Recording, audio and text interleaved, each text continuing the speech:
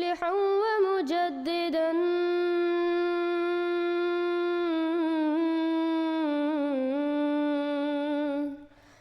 فارنوا بنظر طاهر وجنان.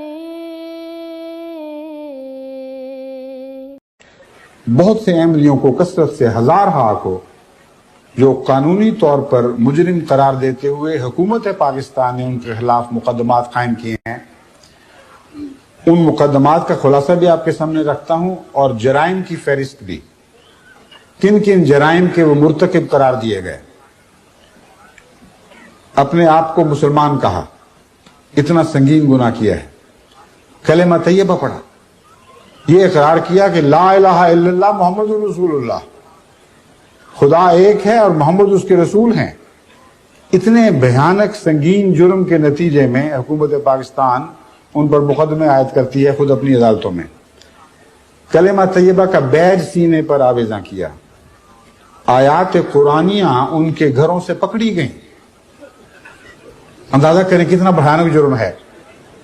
ایک طرف افیم پکڑی جا رہی ہے، کلاشنکوفیں پکڑی جا رہی ہیں، ہر قسم کی بدکاریوں کے آلات پکڑے جا رہے ہیں، اور وہ بھی ایک قسم کے مجرم ہیں اس ملک میں بسنے والے، اور ایک وہ مجرم ہے احمدی جن کے گھروں پر چھاپے مارے گئے تو آیات قرآنیاں پکڑی گئیں ان کے گھروں سے.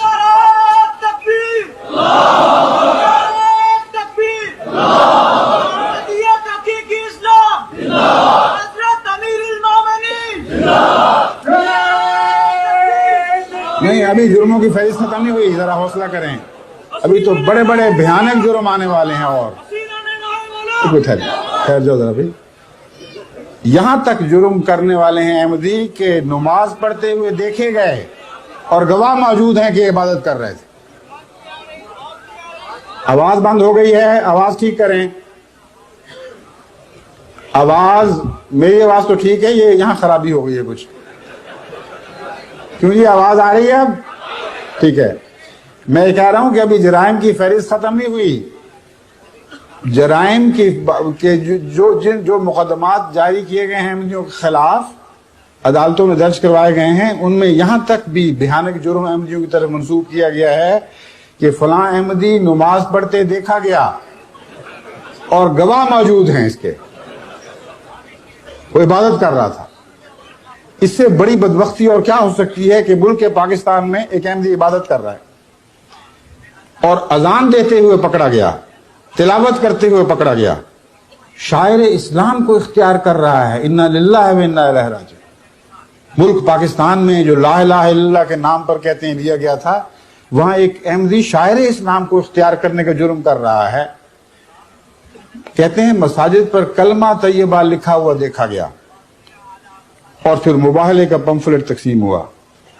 یہ وہ جرائم ہیں جن کے نتیجے میں حکومت پاکستان اور حکومت پنجاب اور حکومت سندھ اور حکومت بلوچستان کی طرف سے 3308 مقدمات احمدیوں کے خلاف درج ہوئے ہیں. ان کی تفصیل میں جانے کی ضرورت نہیں، اور مزید بہت سی باتیں ہیں. میں یہ پوچھنا چاہتا ہوں کہ پاکستان کا یہ پینل کوڈ کس مذہب سے اخذ کیا گیا ہے؟ حضرت اقدس محمد مصطفیٰ صلی اللہ علیہ وآلہ وسلم پر جو قرآن نازل ہوا تھا، اس میں مندرج حدود اور دیگر سزاؤں میں کہاں یہ سزائیں درج ہیں، یہ جرائم درج ہیں کہ کوئی نماز پڑھے تو اس کے خلاف یہ کارروائی ہونی چاہیے، کوئی سلام کہے تو اس کے خلاف یہ کارروائی ہونی چاہیے، کوئی لا الہ الا اللہ کہے تو اس کے خلاف یہ کارروائی جاری ہونی چاہیے. تمام قرآن میں، تمام سنت محمد مصطفیٰ صلی اللہ علیہ وسلم میں، تمام احکامات حضرت اقدس محمد مصطفیٰ صلی اللہ علیہ وسلم میں ان جرائم کا کہیں کوئی ذکر دکھائی نہیں دے گا. لیکن ایک پینل کوڈ ضرور ہے جو ابو جہل کی پینل کوڈ تھی، جو عتبہ اور شیبہ کی پینل کوڈ تھی. اس پینل کوڈ میں اگر آپ جا کر دیکھیں تو یہ تمام جرائم وہاں درج دکھائی دیں گے. بس کس کا حکم اس ملک میں چل رہا ہے؟ ہمارے آقا و مولا محمد مصطفیٰ کا یا ابو جہل اور عتبہ اور شیبہ کا؟ یہ فیصلہ آپ کریں.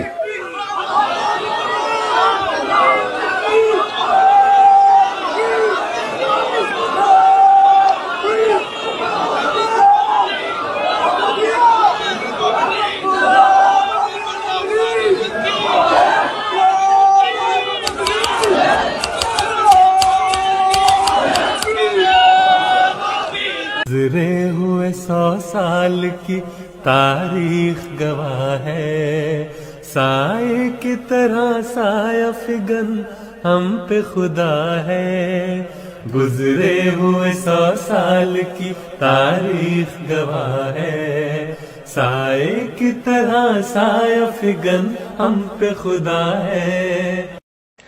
بہت سے احمدیوں کو کثرت سے ہزارہا کو جو قانونی طور پر مجرم قرار دیتے ہوئے حکومت پاکستان نے ان کے خلاف مقدمات قائم کیے ہیں، ان مقدمات کا خلاصہ بھی آپ کے سامنے رکھتا ہوں اور جرائم کی فہرست بھی، کن کن جرائم کے وہ مرتکب قرار دیے گئے۔